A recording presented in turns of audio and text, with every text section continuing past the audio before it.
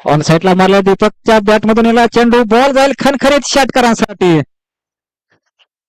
नक्कीच ताकदीचा वापर या ठिकाणी झालेला आहे.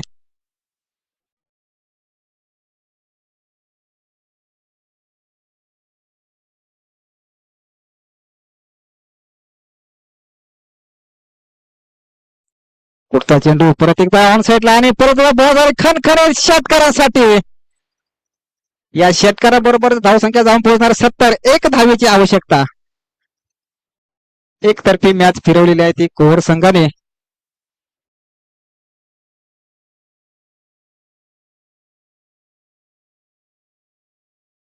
आणि लगातार 3 षटकारावरती या ठिकाणी मॅच विन केलेली आहे ती कोहर संघाने.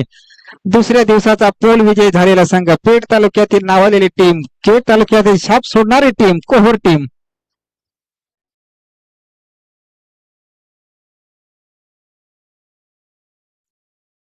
खूप खूप अभिनंदन असेल